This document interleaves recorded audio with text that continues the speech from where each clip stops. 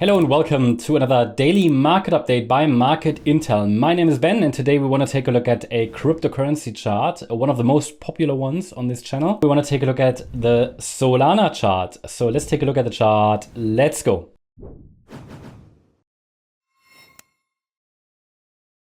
We are now on the Market Intel website, dailymarketupdate.com. You can register here completely for free and you get all of these updates every single day, for free. But today we click on the cryptocurrencies section and we select Solana. Here on the Solana chart, we want to first take a look at the longer time frame, long-term chart. I think we haven't done that for a while. We haven't covered Solana too frequently, so it's really good that we do that today.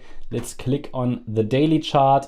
And here you can see our perspective, which is that Solana is currently in a wave 2 correction or about to start that wave 2. We have to take a look at that in more detail on the 4-hour chart. But for now, it's clear that here on the daily chart, we have a support area, which is defined between $30.79 and $85.15. Now, if that means that we've already topped or not, we will take a look at that on the 4-hour chart in a minute. But for now, the idea is we are in a pullback and the next rally could be a third wave that will take us above $267.52, as long as the $30.79 level is holding. Here you can see actually the long-term projection for Solana, which suggests that long-term, we have a good chance to get to that 61.8 extension level here, which is located at 978 USD. This is a long-term target, and it is a target for that third wave here in magenta. So this is long-term, okay. Important to recognize we have a 1-2-1-2 setup here. So the third wave could take us higher as soon as blue wave 2 is complete. It is quite a bullish structure. The current pullback could provide an opportunity, but we need to take a look at the shorter time frame chart to understand how this all comes together and what the microstructures are doing, and if we maybe already started that blue third wave. Important is that this $30.79 level is not broken to the downside. If it is, it will likely increase the risk of invalidation. $7.96 is the local invalidation point. But important is now to take a look at the shorter time frame chart that you can see here. This is the 4-hour chart, and you can see that in a preferred scenario, which we assign a 61% probability, you can see that wave 1 topped here in March, all right? And that we're now in the wave 2. That's the preferred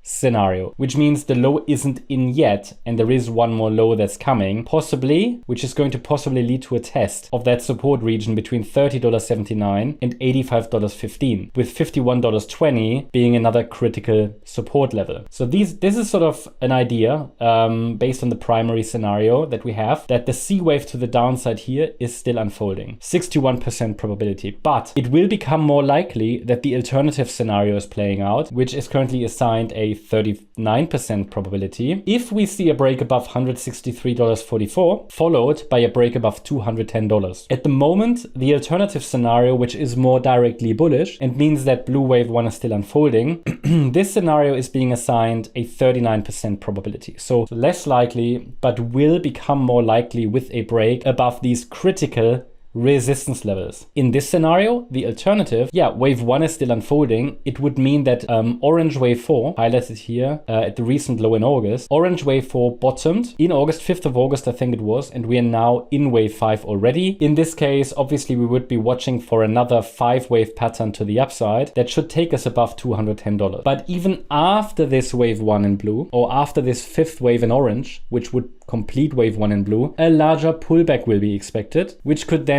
mark the beginning of blue wave 2. So either wave 2 is happening now or after the next high. These are the two scenarios we're dealing with, which means that overall we're very close to a top anyway. Unless the wave 2 is already unfolding, then obviously the third wave should come sooner than later. But even here, the idea is that we should still go a little bit lower. Obviously, the support area would change should we push a little bit higher in blue wave 1. So if we get a dip into this support zone, we assume that this is a confirmation of the blue count, primary count, and the third wave can start from there. If we don't even get there, then the idea would be that we never started blue wave 2. It will happen most likely, everything I talk about is based on probabilities, most likely after the next significant swing high. That's the update about Solana. I hope you liked the update. If you did, please hit the like button, leave a comment and subscribe. And if you're interested in additional updates, register on our website, dailymarketupdate.com. Also activate the notification bell and let me know in the comments which other cryptocurrencies, stocks or other asset classes you want me to cover in one of the future